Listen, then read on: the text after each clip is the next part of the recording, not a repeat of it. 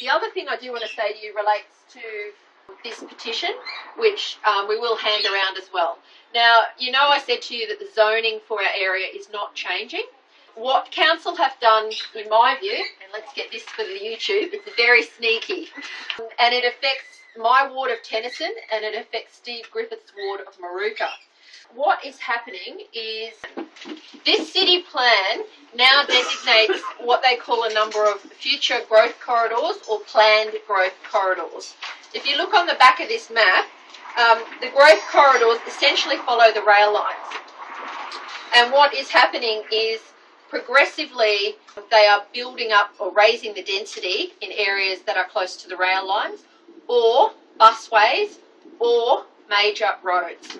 One of the things that happened over the other side of my ward a couple of years ago through the local planning process was they put that higher density, so that medium density level, into Sherwood and Corinda because it already had low to medium density areas in it, and it was on the rail line. So they increased the zoning from low to medium density, so a maximum of 3 stories, to 5 stories.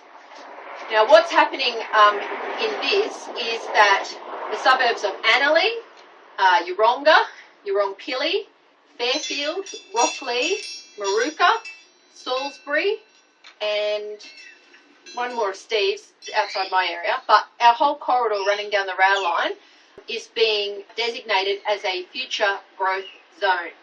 Now the way that works is when they come to do the local plan for our area, which we currently have a local plan. The local plan sits underneath the city plan.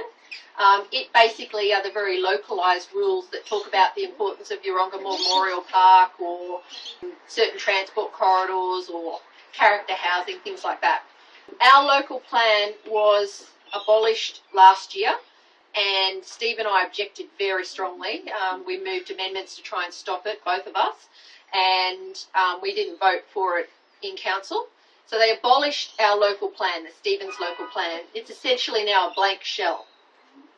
What they're planning to do is when they come to redo that plan, they will then look at increasing the density in this area. So it's a 2-step process.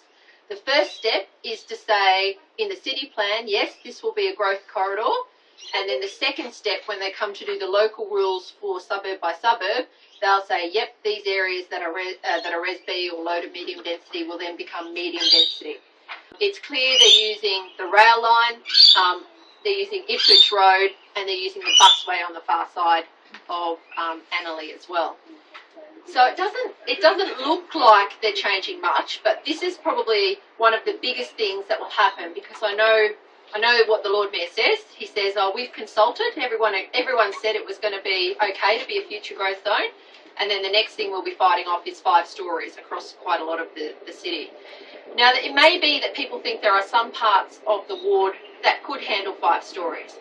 There may be some parts of Annerley up near the junction. There may be some parts of other suburbs that we think are appropriate for 5 stories.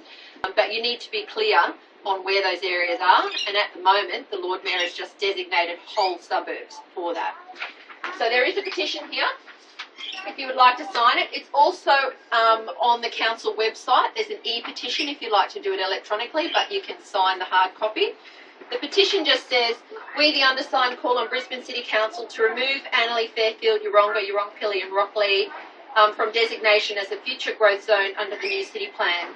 This change was made without consultation with the community and local residents and will result in increased zoning to medium and high density unit complexes as part of future planning for these suburbs. So that petition is there if you would like to sign it as well. We would still, when the local plan goes through, have the opportunity to talk about where we might like growth. But in my view, the big thing here is they're putting a blanket change onto our area without consulting. So, thousands of residents won't know that they are now in a future growth zone, because of the complexity of this city plan.